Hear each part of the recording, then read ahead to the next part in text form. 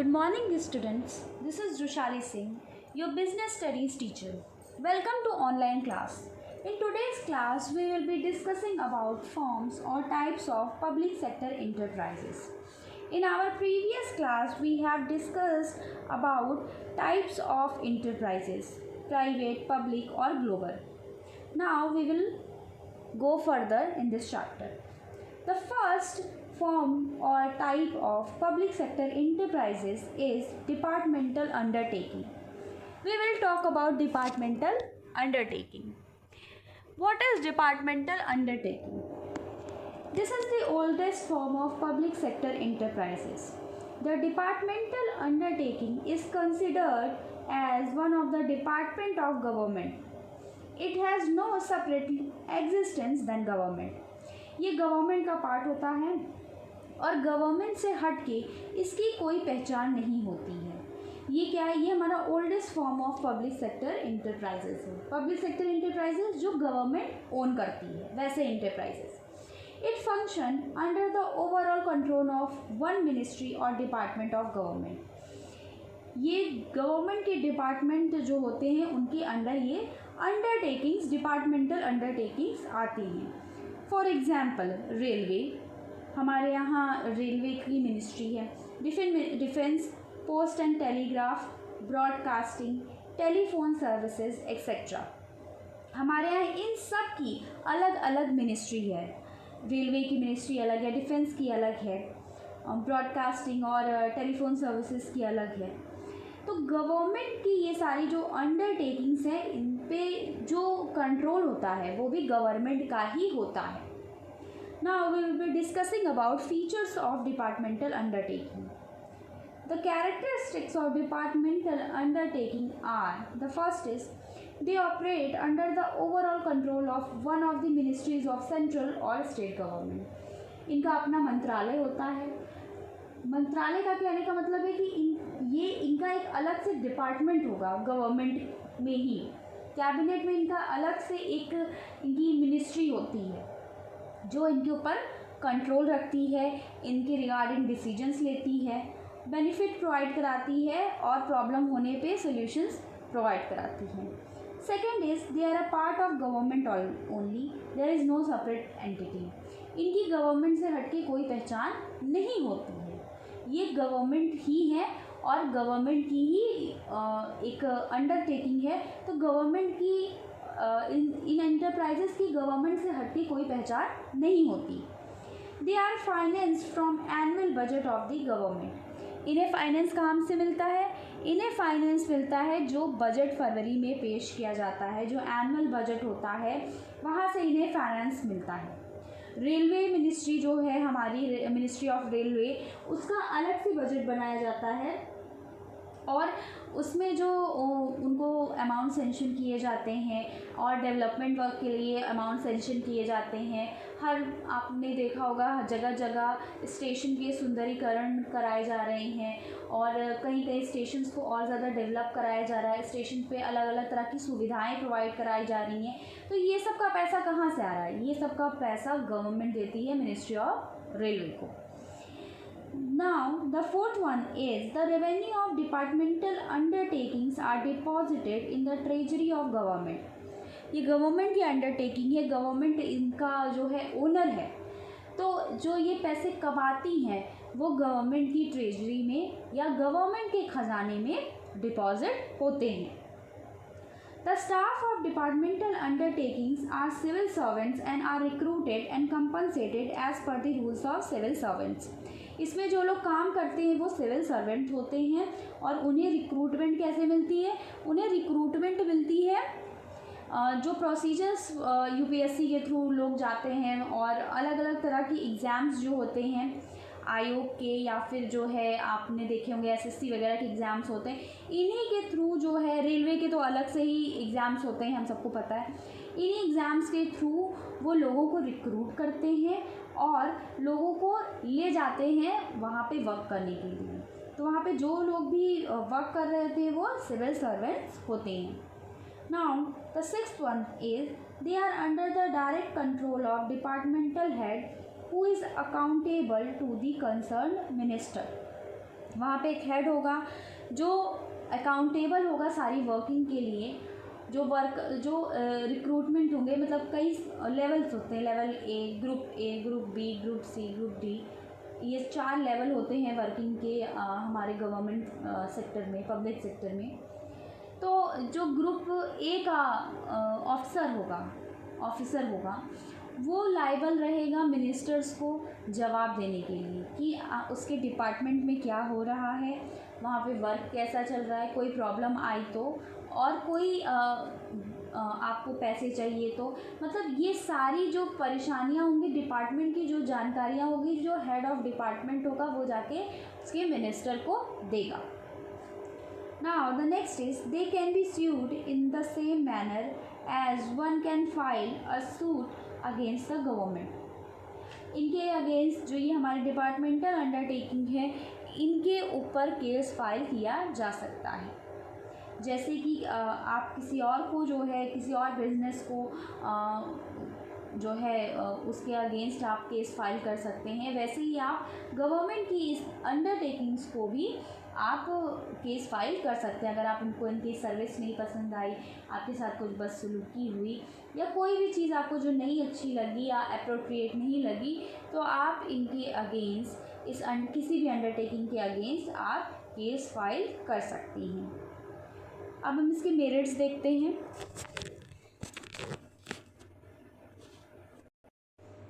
Now the first is easy formation. हमारी जो भी डिपार्टमेंटल अंडरटेकिंग होती हैं उनका फॉर्मेशन बहुत ही इजी है, उसमें कोई रजिस्ट्रेशन नहीं लगता। इफ़ेक्टिव कंट्रोल, ये डायरेक्ट सेंट्रल के, हमारे सेंट्रल गवर्नमेंट या कोई भी स्टेट गवर्नमेंट है उसके कंट्रोल में होते हैं, तो इनका जो वर्किंग है वो भी काफ़ी अच्छा रहता है। ऑप्टिमम यूटिलाइजेशन ऑफ फंड्स, उन्हें बजट प्रोवाइड किया जाता है, और जो भी पैसे इनको प्रोवाइड किए जाते हैं उसकी ऑडिटिंग भी होती है। ऑडिटिंग कंट्रोल का मतलब है कि जो पैसे आपको दिए जा रहे हैं, बाद में आपसे पूछा जाएगा कि आपने वो पैसे कहाँ लगाए, कितने कंस्ट्रक्टिव वर्क आपने उन पैसों से किया, उन पैसों का क्या आउटकम आया, वो डायरेक्टली मिनिस्टर से पूछा जाता है। ऐसा नहीं है कि गवर्नमेंट ने पैसे लगा दिए तो गवर्नमेंट भूल गई। आपने जो वर्क किया है उन पैसों से, उसको आपको दिखाना पड़ेगा। तो जो ऑडिट कंट्रोल है उसका यही मतलब है कि जो आपको मनी सेंशन हुआ है, उस मनी से आपने क्या वर्क किया है, वो चीज़ का सुपरविजन गवर्नमेंट करती है। अकाउंटेबिलिटी आप डायरेक्ट पार्लियामेंट को, डायरेक्ट आप गवर्नमेंट को ये अकाउंटेबिलिटी रहती है। The performance of departmental undertaking can be discussed in parliament, so there is public accountability. आपका अंडरटेकिंग कैसा वर्क कर रहा है, आपको पार्लियामेंट में जवाब देना पड़ेगा। आपको मतलब सेंट्रल गवर्नमेंट को जवाब देना पड़ेगा, कि प्रॉपर मिनिस्टर को जवाब देना पड़ेगा, जो भी उस डिपार्टमेंट का मिनिस्टर होगा उसे जवाब देना पड़ेगा अगर कोई भी परेशानी पर्टिकुलर डिपार्टमेंट में आती है तो। Public revenue. The revenue of departmental undertaking is deposited in the treasury of government. So these undertaking help to increase the government revenue. इनसे जो कमाई होती है वो हमारे रेवेन्यू, हमारे खजाने, जो हमारी ट्रेजरी है उसमें डिपॉजिट होती है। तो ये हमारे लिए एक तरह से, हमारी गवर्नमेंट के लिए बहुत ही बेनिफिशियल है, गवर्नमेंट को इससे रेवेन्यू मिलता है। Next is secrecy. The activities performance of the departmental undertaking can be highly secret, as government can avoid disclosure on the plea of public interest. Due to secrecy, only the most sensitive area, that is defense, is operating as a departmental undertaking. Secrecy यहाँ पे बहुत high रहती है।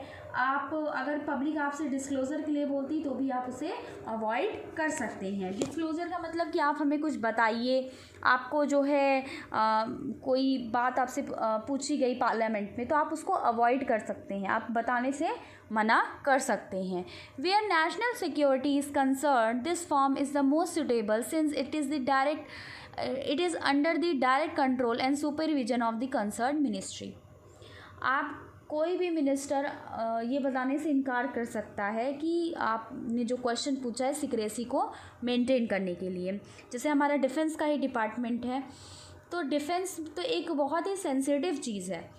कोई भी government नहीं चाहेगी कि उसके डिफेंस से रिलेटेड कोई भी बातें बाहर लीक हों। तो इन सब चीज़ों के लिए सीक्रेसी मेंटेन करने के लिए हमारा डिपार्टमेंटल अंडरटेकिंग बहुत ही अच्छा ऑप्शन है। इसमें डीमेरिट्स क्या हैं या डिसएडवांटेजेस क्या हैं? First is inflexibility. The departmental undertaking work under strict parliamentary control. There is too much interference of minister and top officials. It is treated as one of the government offices. This reduces the flexibility and efficiency of the undertaking. Departmental undertaking parliament के control में रहती है। आप parliament को accountable रहते हो, तो बहुत ज़्यादा मिनिस्टर्स का और इन सब का कंट्रोल रहता है डिपार्टमेंटल अंडरटेकिंग में, इसलिए उसमें फ्लेक्सिबिलिटी नहीं होती है। फ्लेक्सिबिलिटी से मतलब है लचीलेपन से। आप अपने हिसाब से काम नहीं कर सकते। आपको जो प्रिस्क्राइब्ड रूल्स, प्रोविजंस और प्रोसीजर्स बताए गए हैं, आप उसी के अकॉर्डिंग काम कर सकते हैं। Next is lack of motivation. The departmental undertaking have no power to utilize their revenue as these are deposited in the treasury. There is no incentive to maximize profit. There is no direct relationship between effort and reward. Generally, promotion are on the basis of seniority, not on the basis of efforts. So, employees are not motivated to perform to their best ability. Lack of motivation है यहाँ पे। Lack of motivation से simply मतलब है कि आपका department जो पैसे कमा रहा है, बहुत ज़्यादा आपने फ़ाइन भी कलेक्ट किया तो वो आप गवर्नमेंट के पास चला जाता है। गवर्नमेंट के पास चला गया, आपको सिर्फ आपकी सैलरी मिलनी है, आपको कोई अलग से रिवॉर्ड नहीं मिलना, अलग से आपको कोई प्रॉफिट नहीं मिलना। ये हमारे एफ़र्ट और हमारे रिवॉर्ड का यहाँ पे रिलेशनशिप डायरेक्ट नहीं है कि आपने एफ़र्ट लगाया तो आपको रिवॉर्ड मिलेगा, ऐसा नहीं है। वहाँ पे आप कितना भी एफ़र्ट लगाइए, आपको रिवॉर्ड वही मिलना है जो पहले से आपका निर्धारित किया गया है, दैट इज़ योर सैलरी। तो लोग जो है कम इंटरेस्ट दिखाते हैं, कम एफ़र्ट दिखाते हैं। प्रमोशंस भी जो मिलते हैं वो सीनियरिटी के बेसिस पे मिलते हैं कि जो सीनियर है उसे पहले प्रमोशन मिलता है। इसकी वजह से हमारे डिपार्टमेंटल अंडरटेकिंग में लैक ऑफ मोटिवेशन रहता है। Next is lack of financial autonomy. The departmental undertaking cannot plan long-term investment projects as they are subject to budgetary control of government. They are not allowed to use their own revenue freely as they have to deposit that into the treasury. It has no independence or freedom of utilizing funds in its own way. जो भी funds मिलते हैं departmental undertakings को, वो उसे अपने हिसाब से यूज़ नहीं कर पाते। गवर्नमेंट ने जिस चीज़ के लिए पैसे दिए हैं, आप उसे उसी चीज़ के लिए इस्तेमाल कर सकते हैं। फ़ंड के इस्तेमाल में गवर्नमेंट का डायरेक्ट कंट्रोल रहता है। और तो और जो रिवॉर्ड या फिर आप कहें कि जो फंड्स या जो भी पैसे कलेक्ट करती है हमारे डिपार्टमेंट्स कलेक्ट करते हैं, वो भी इनके पास नहीं आते, वो डायरेक्ट जाके गवर्नमेंट की ट्रेजरी में डिपॉजिट हो जाते हैं। ये सारी चीज़ें भी प्रॉब्लम करती हैं, जिसकी वजह से फाइनेंस नहीं रहता लोगों के पास, लॉन्ग टर्म प्रोजेक्ट्स वो नहीं कर पाते। Next is inefficient management. Inefficient management की पेपर वर्क बहुत ज़्यादा वहाँ पे है। मैक्सिमम टाइम तो वहाँ पे चीज़ें एक के ऊपर एक लोग बर्डन अपना पास ऑन करते रहते हैं। They spend maximum time to answer the queries from parliament और मिनिस्ट्री। पार्लियामेंट और मिनिस्ट्री से जो भी सवाल पूछे जाते हैं, जो भी क्वेरीज आती हैं, वो उसको ही करते रहते हैं। ज़्यादातर चीज़ें पेपर वर्क हैं। जो भी कंप्यूटर एक्सेट्रा अभी शुरू में वो लोग अभी सीख रहे हैं, तो जो भी वर्क है वो वहाँ पे बहुत ही बर्डन वाला है। आप कंस्ट्रक्टिव वर्क ना करके आप बहुत ही नॉर्मल जो वर्क हैं, जो बहुत ही नॉर्मल वर्क हैं, आप उसमें परेशान हैं। तो जो हमारे डिपार्टमेंटल अंडरटेकिंग है, उनकी ग्रोथ, उनकी डेवलपमेंट उतनी नहीं हो पाती, क्योंकि जो वहाँ पे लोग होते हैं वो इन्हीं सारी प्रॉब्लम्स में फंसे रह जाते हैं। they can be transferred anytime. As a result, they have a less sense of responsibility and efficiency. लोगों का ट्रांसफ़र भी एक जगह से दूसरी जगह हो सकता है, इसकी वजह से उनके अंदर एफिशिएंसी भी नहीं रहती। इंसान के अंदर ये चीज़ आ जाती है कि जो भी काम करना है मैं उतना ही करूँगा क्योंकि मुझे सैलरी इतनी मिल रही है। और नेक्स्ट ये भी हो सकता है कि इंसान ये सोचे कि मेरा कभी भी ट्रांसफ़र हो सकता है, तो मैं यहाँ पे एफर्ट क्यों लगाऊँ। Next is red tapism and bureaucracy. Red tapeism and bureaucracy refers to delay in the decision due to too many formalities. The decision in the departmental undertaking are delayed due to administrative formalities, paperwork, procedure, etc. Innovation, bold approach, immediate action, which are so essential for the growth of an enterprises, have no place in the departmental undertaking. बहुत ज़्यादा formalities हैं यहाँ पे, paper work बहुत ज़्यादा है, procedures बहुत ज़्यादा हैं, इसकी वजह से डिपार्टमेंटल अंडरटेकिंग्स पे उतनी ग्रोथ नहीं आ पाती है। वहाँ इनोवेशन जैसा कुछ नहीं है, आप तुरंत किसी चीज़ को लेके डिसीजन नहीं ले सकते हो। आपको अगर कोई भी डिसीजन लेना है तो पहले आपको उसके लिए रिटन परमिशन कई लेवल्स पे लेनी पड़ेगी, मिनिस्ट्री पे लेनी पड़ेगी, टॉप ऑफिशियल्स पे लेनी पड़ेगी, अपने हेड ऑफ डिपार्टमेंट से लेनी पड़ेगी, तब आप जाके कोई डिसीजन ले सकते हो। ये सारा बहुत ही बर्डन वाला और बहुत ही लॉन्ग प्रोसेस है जो फॉलो करना पड़ता है। तो ऑब्वियस सी बात है, कोई भी एम्प्लॉय होगा वो ये सारी चीज़ें अवॉइड करेगा। Next is what is the suitability? The departmental undertaking are suitable in many cases. जो डिपार्टमेंटल अंडरटेकिंग है उन केसेस में सुटेबल है, हमारे लिए बेनिफिशियल है। Where utmost secrecy is required, जहाँ पे बहुत ज़्यादा सिक्रेसी रिक्वायर्ड है, जैसे कि डिफेंस, वहाँ पे डिपार्टमेंटल अंडरटेकिंग बहुत ही सक्सेसफुल है। नेक्स्ट है where government control is necessary, जहाँ पे गवर्नमेंट का कंट्रोल नेसेसरी है, जैसे ब्रॉडकास्टिंग, आप टीवी पे क्या दिखा रहे हो, आपकी पॉपुलेशन क्या देख रही है, इस पे गवर्नमेंट का कंट्रोल नेसेसरी है। Where huge investment is involve, aircraft, iron and steel etcetera, जहाँ पे बहुत ज़्यादा पैसे की ज़रूरत है, वहाँ पे भी हमारा डिपार्टमेंटल अंडरटेकिंग सक्सेसफुल है। Undertaking is a source of revenue, that is railway. Undertaking हमारे रेवेन्यू का सोर्स है, और जैसे हम इसका एग्जांपल ले सकते हैं रेलवे का। तो ये सारी जगह हमारा डिपार्टमेंटल अंडरटेकिंग सक्सेसफुल है, बेनिफिशियल है हमारे लिए, सुटेबल है हमारे लिए।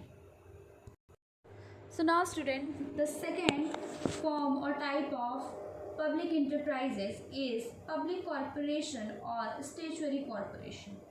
A statutory corporation is a body corporate formed by a special act of parliament or by central or state legislature. It is fully financed by government. Its power, objects, limitations, etc. are also decided by the act of legislature.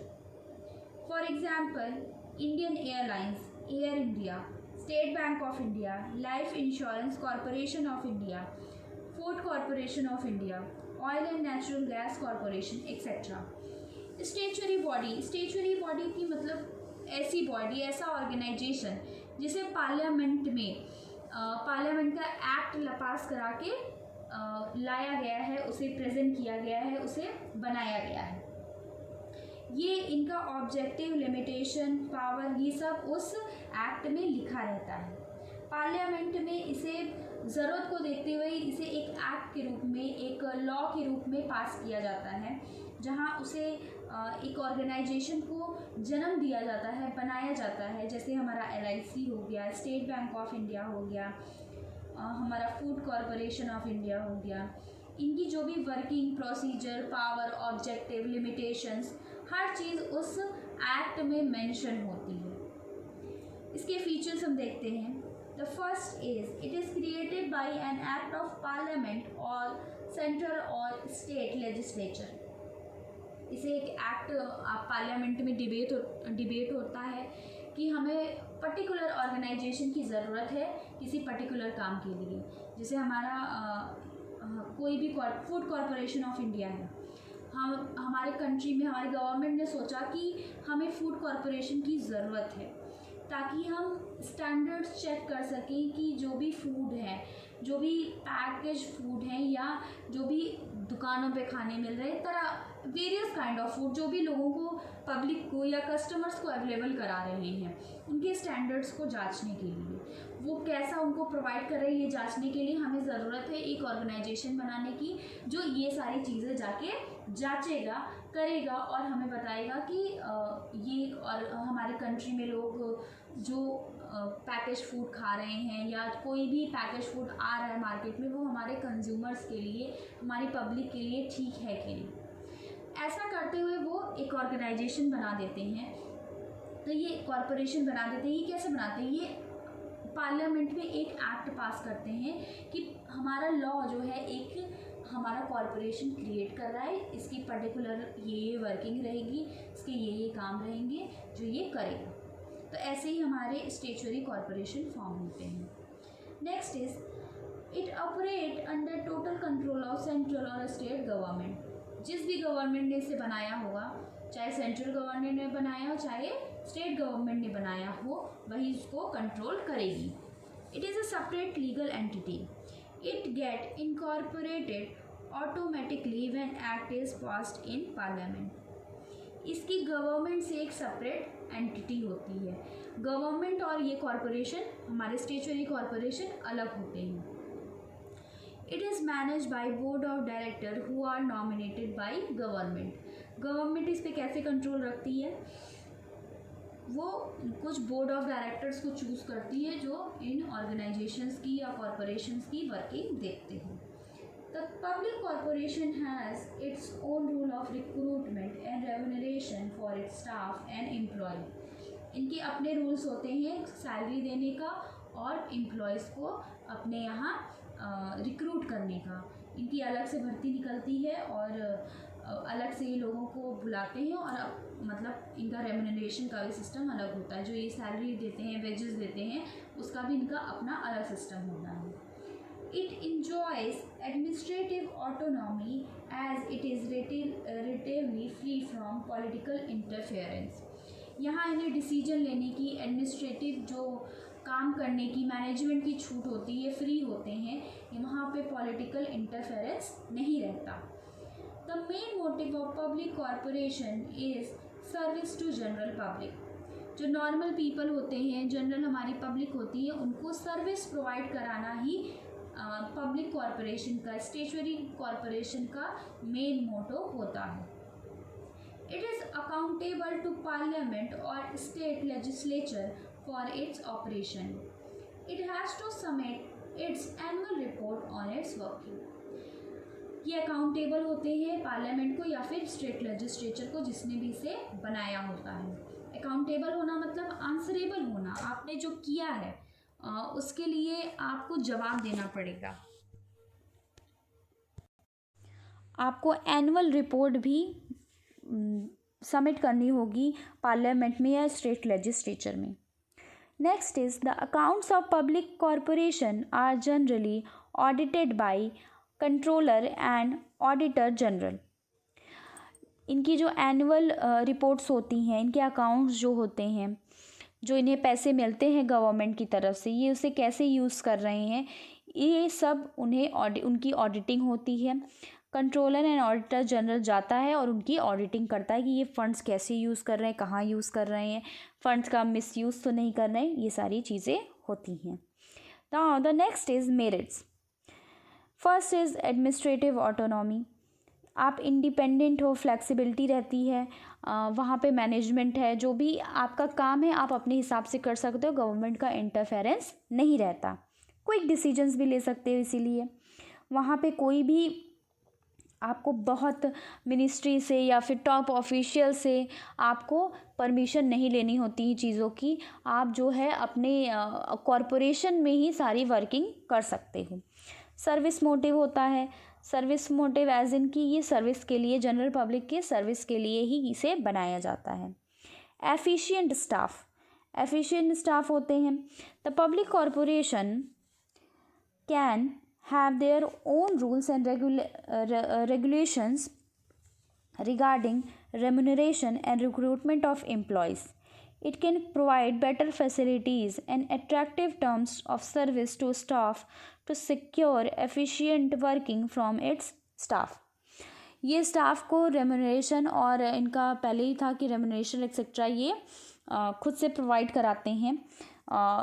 ये सारी चीज़ें क्या करती हैं कि इनके जो employees होते हैं वो और अच्छे से वर्क करते हैं, वो और एफिशिएंट वर्क करते हैं। ज़्यादा आपने अच्छा वर्क किया तो आपको रिवार्ड मिल सकता है, आपका प्रमोशन हो सकता है। ये सारी चीज़ें वहाँ पे रहती हैं वहाँ पे, क्योंकि एडमिनिस्ट्रेटिव ऑटोनॉमी है, उनके रिक्रूटमेंट और रेमुनरेशन के अपने अलग रूल्स होते हैं, प्रोसीजर्स होते हैं। गवर्नमेंट का उससे कोई लेना देना नहीं होता। Now the next is professional management. Board of directors होते हैं जो बिजनेस एक्सपर्ट होते हैं, रिप्रेजेंटेटिव होते हैं उसमें हर सेक्शन के। तो ये सारे जो बोर्ड ऑफ डायरेक्टर्स होंगे वो बेहतर रिजल्ट लेके आएंगे, ज़्यादा अच्छा मैनेजमेंट देख पाएंगे, लोगों की प्रॉब्लम समझ पाएंगे और मैनेजमेंट को भी और अच्छे तरीके से कर पाएंगे, क्योंकि वो प्रोफेशनल्स होंगे। Now we will discuss about demerits. Autonomy on paper only. कभी कभी क्या होता है कि ऑटोनॉमी सिर्फ पेपर पे रह जाती है और मिनिस्टर्स और जो गवर्नमेंट ऑफिशियल्स होते हैं वो इन कॉरपोरेशंस की वर्किंग में बहुत ज़्यादा इंटरफेयर करते हैं। और जो ऑटोनॉमी है कि मतलब आप अपनी से एडमिनिस्ट्रेशन कर सकते हो, सारी चीज़ें आप खुद से फॉलो कर सकते हो, वो सिर्फ पेपर पे रहती हैं। Lack of initiative. Public corporations do not have to face any competition and are not guided by profit motive. So employees do not take initiative to increase the profit and reduce loss. The losses of public corporation are made good by the government. Lack of initiative होता है, यहाँ competition नहीं होता तो वो अपने हिसाब से काम करते हैं, प्रॉफिट मोटिव भी नहीं होता, और जो भी इनके एम्प्लॉयज़ होते हैं उनके अंदर ये चीज़ नहीं होती कि हम प्रॉफिट को बढ़ाएं और लॉस को कम करें। गवर्नमेंट के जो भी ये इंस्टीट्यूशंस होते हैं इनमें ज़्यादातर इंस्टीट्यूशंस हैवी लॉसेस में होते हैं। Rigid structure. रिजिड स्ट्रक्चर का मतलब ये जो हमारे ऑर्गेनाइजेशंस होते हैं स्टेचुरी, ये एक्ट के थ्रू बनाए गए होते हैं। तो इनमें जो अमेंडमेंट्स होते हैं, चेंजेस हैं, कोई भी चीज़ आपको जो इसमें बदलनी है वो आप एक्ट में आपको चेंज करना पड़ेगा, अमेंडमेंट पार्लियामेंट में करना पड़ेगा, तभी आप इसे चेंज कर सकते हैं। आप नॉर्मली आप ऑफिस में बैठ के वो सारी चीज़ें चेंज नहीं कर सकते। Unfair practices.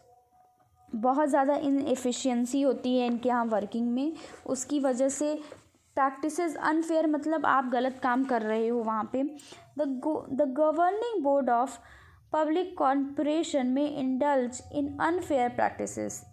It may charge unduly high price to cover up inefficiency. हमारा जो अनफेयर प्रैक्टिसेस का मतलब है कि आप ऐसा कोई काम कर रहे हो, आप करप्शन कर रहे हो, आप ऐसा कोई काम कर रहे हो जो सही नहीं है। ये सारी ही चीज़ें हमारे कॉरपोरेशन में, हमारे पब्लिक कॉरपोरेशन में होती रहती हैं। तो हमारा ये पब्लिक कॉरपोरेशन, स्टेचुरी कॉरपोरेशन जो है हमारा, वो कहाँ किस किस जगह के लिए बेनिफिशियल होता है। The first is where undertaking require monopoly power. जहाँ पे मोनोपोली पावर मतलब एकाधिकार, जहाँ पे सिर्फ एक पावर हो वहाँ पे ये सुटेबल है। Where undertaking require special power defined by act और स्टेच्यू। जहाँ पे आपको पावर्स और अपने प्रोसीजर्स को आप एक्ट के थ्रू डिफाइन कराना चाहते हो, वहाँ पे ये बेनिफिशियल होते हैं। Where undertakings require regular grant from government. Regular grant, आपको हमेशा गवर्नमेंट से अनुदान चाहिए, आपको गवर्नमेंट से पैसे चाहिए, ऐसा आपका वर्क है, वहाँ के लिए भी ये सुटेबल है। Next, where the undertaking require appropriate combination of public accountability and operational autonomy। जहाँ पे पब्लिक अकाउंटेबिलिटी हो, लोगों को जवाबदेही हो, पब्लिक को जवाबदेही हो और ऑपरेशनल ऑटोनॉमी भी हो, आप अपना काम अपने हिसाब से कर सकें, आपके काम में कोई भी इंटरफेरेंस ना हो, वहाँ ये सुटेबल है। आई होप स्टूडेंट्स आपको ये टॉपिक अंडरस्टूड होंगे। Thank you.